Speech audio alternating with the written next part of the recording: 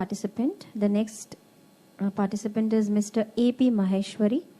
A.P. Maheshwari ji is an IPS officer of 1984 batch. He culminated his career as chief of the largest armed police force, the CRPF. He has been decorated with President Medal for Distinguished Services, Police Medal for Gallantry, and a dozen other decorations for internal security, operational excellence in difficult areas, and administrative acumen. He also received President Award for Conduct of Elections as head of CRPF and Govind Vallabh Pant Award for his publication. So very warm welcome, Mr. A.P. Maheshwari ji. Thank you very much. My good morning. Greetings to everybody. सभी का बहुत बहुत अभिवादन और आभार. The whole world is very dynamic. The सृष्टि अविरल है. लेकिन सभी घटनाक्रमों से उठकर के जब हम मानवीय भावनाओं की और आंतरिक आभासों से जुड़ते हैं, जिससे कि दिलो दिमाग हमारा झकझोर जाता है, तो साहित्य बनता है. बचपन में हम लोगों ने कहानियां सुनी थी, दादा दादी से, नाना नानी से, राजा रानी की. तो एक बालक के समान हम कल्पना करते थे कि राजा कैसा होगा, रानी कैसी होगी. तो जो कल्पना शक्ति है, the part of imagination and creativity, अब सोचते थे कि मैं बड़ा होऊंगा तो मैं ये करूंगा, तो मैं वो करूंगा. तो वो सपने देखने की जो प्रथा आई, वो साहित्य से आई. और जब उसी साहित्य से विवेक निकलता है. एक छोटी सी कहानी है जो नानी हमारी बताया करती थी कि एक व्यापारी सुबह सुबह बाहर जा रहा होता है कि उसकी चौकीदार बोलता है कि हुजूर आज ना जाए. मैंने इस रात को ख्वाब देखा जिसमें कि जहाज डूब गया है. तो व्यापारी की पत्नी कहती है कि नहीं, आप रुक जाइए, आज मत जाइए. तो रुक जाता है. 6 घंटे बाद खबर आती है कि जहाज डूब गया है. वो खुश होता है, उसको बहुत मालामाल कर देता है, बहुत तोहफे देता है. लेकिन 2 घंटे बाद उसको नौकरी से भी निकाल देता है. तो उसकी पत्नी पूछती है कि आपने इसको नौकरी से क्यों निकाला? उसने तो बहुत अच्छा काम किया, आपकी जान बचाई. बोली जान बचाई, उसके लिए मैंने उसको उपहार दिया. लेकिन वो रात को सोया, उसने सपना देखा, जबकि उसका काम सोना नहीं था. तो ये विवेक की जो शक्ति है वो भी हमें साहित्य से मिलती है.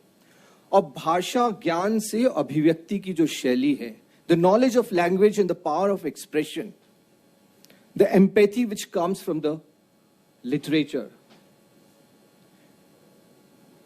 तेरे आंसू मेरी आंखों से निकल सकते थे, तुमने लफ्ज की तासीर को समझा ही नहीं, वरना नर्म लहजे से तो पत्थर भी पिघल सकते थे, और हाथ से वैसे तो बहुत है शहर में, लेकिन फूल से छपके भी अखबार निकल सकते थे.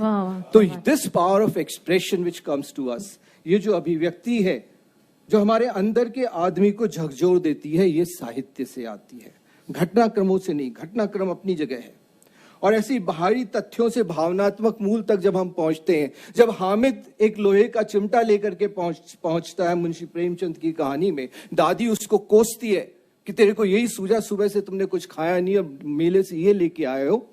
तब वो बोलता है कि मैं भले ही भूखा प्यासा रहा, लेकिन जब तुम मेरे लिए रोटी सेकती हो तो तुम्हारा हाथ जल जाता है, तो मैं आपके लिए चिमटा लेके आया हूं. तो चिमटा कोई धातु नहीं थी, उसका कोई वजन नहीं था. उसका वजन तब है जबकि वो दादी रोने लगती है और उसको अंग लगा लेती है, और जब वो दोनों के उद्गार उमड़ते हैं सैलाब आंखों में से, तो वो साहित्य बनता है. तो घटनाक्रम से हम जब अंदर के आदमी की तरफ जाते हैं, जब विविधता छुपी होती है. मैं एसपी बांदा था तो मैंने एक रेड की, और वो कहानी में मैंने लिखा भी है, जहां ट्रक वाले रुकते थे और सारी औरतों को पकड़ के हम लोग लेकर के आए. तो मैं उनसे पूछने लगा, तो एक ने कहा कि साहब आपको क्या मतलब है, आप हमें एफआईआर कायम करिए, बंद करिए, आप अपना काम करिए, काहे पूछ रहे कि मैं क्यों धंधा करती हूं. मैंने फिर भी कहा कि नहीं बताओ. तो उसने कहा साहब सुनना है तो सुनिए. फिर बोले साहब किस औरत को पसंद, मैं उसी की भाषा में बोल रहा हूं, कि साहब किस औरत को पसंद है कि रोज एक नया मर्द उसके ऊपर चढ़े, लेकिन फिर भी हम ऐसा करते हैं क्यों? क्योंकि मेरे मर्द के पास काम नहीं है, मेरे पास काम नहीं है, मेरे बच्चे भूखे सोखते हैं. और साहब मेरा मर्द भी मेरे साथ क्या करता है, रात को वही करता है जो ट्रक वाला करता है, लेकिन ट्रक वाला 50 रुपए दे जाता है, जिससे कि मेरे बच्चे भूखे नहीं सोते. तो प्रश्न था उस एसपी के सामने कि वो कानून को लागू करे या परिस्थितियों से विवश महिला.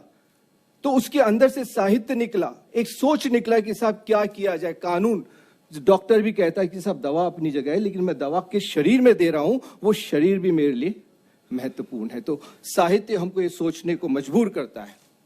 और वही साहित्य उस विवशता से हमें ले जाता है जब कबीर कहते हैं प्रेम और बंदगी क्या है, कि हमन है इश्क मस्ताना, हमें फिर इंतजारी क्या, हमारा यार है हम में, हमें फिर बेकरारी क्या, कि my beloved is within me, I am not disturbed at all.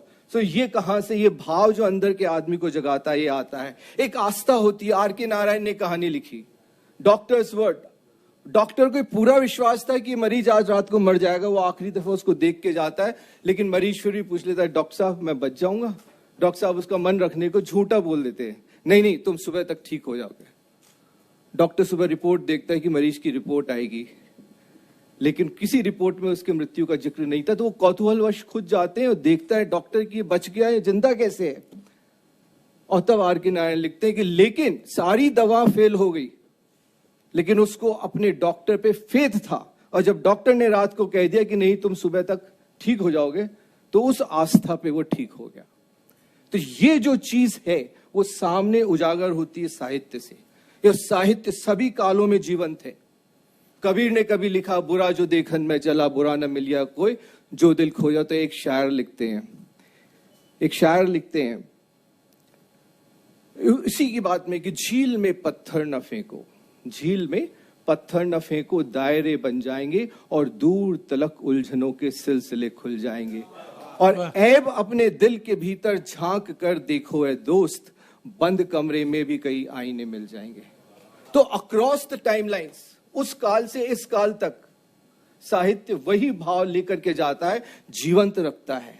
तो not only the timelines but also the geographies. Robert Frost ने लिखा woods are dungeon dark and deep and I have promises to keep, miles to go before I sleep, miles to go before I sleep. और इसी शहर के शायर हैं बशीर बद्र साहब, इसी शहर के शायर हैं कि जिस दिन से चला हूं मेरी मंजिल पे नजर है, आंखों ने कभी मील का पत्थर नहीं देखा। The same thing has been expressed. तो साहित्य से हमें मालूम पड़ता है कि जो जीवन लोगों ने जिया, जो एक्सपीरियंशियल सेल्फ है, वो experiential self remains the same across the geographies, across the timelines, that remains the same. वही शाश्वत सत्य है। तो जब डकैत वाल्मीकि बनता है तो साहित्य उजागर होता है। जब अंगुलीमाल हिंसा छोड़ करके अहिंसा का रास्ता तैयार करता है तो साहित्य बनता है। और जब गौतम बुद्धा से उसका शिष्य पूछता है कि हुजूर आपने इतने बड़े बड़े उपहार और द्रव्य को छोड़ करके ये बुढ़िया के आधे अनार को बड़े चाव से खा रहे हो, तो गौतम बुद्धा कहते हैं कि ये सब जो मुझे भेंट दे गए ये अपनी संपत्ति का केवल 1% भी नहीं होगा। और ये जो बुढ़िया आई है, इसने सूखा अनार दिया है, इसके पास तो इसके अलावा कुछ था ही नहीं, इसने 100% हमें दे दिया। तो ये जो शाश्वत मूल्य है इसको कौन जीवित रख रहा है? वही साहित्य चल करके आता है हमारे तक, चाहे वो जापान की कहानियां हो, चाइना की कहानियां हो, सबके मैंने अनुदित वो पढ़े हैं। वो भाव जो अंदर का आदमी है उसको जीवित रखता है, यही हमारा साहित्य। तो हमारी दिशा, हमारी नियत और हर पल में समा करके उसको जीने की जो कला है, जो स्पंदन है, जो उन्माद है, जो ओज है, जो आशा है, ये जितने भाव हैं जो आदमी को जीवित रखते हैं, ये महत्वपूर्ण है। मैं आपको बताता हूं रामानुज की कहानी। सीआरपीएफ का सिपाही था, छत्तीसगढ़ के जंगल में गया, ब्लास्ट में उसके दोनों टांगें चली गई। इतना हताश हो गया कि मैं जिंदगी भर आश्रित हो जाऊंगा। एक तो वो भावना, और जब उसके साथियों ने, उसके जो भी लीडर्स थे उन्होंने और संगठन ने उसकी मदद की, तो उसके कृत्रिम पांव लगे। और वो कृत्रिम पांव जब लगे तो फिर से एक साइबर वॉरियर के रूप में उभर करके आया। तो वो निराशा को बिल्कुल आशा, तो जब उसकी कहानी लिखी गई तो वो एक कहानी साहित्य बन जाती है।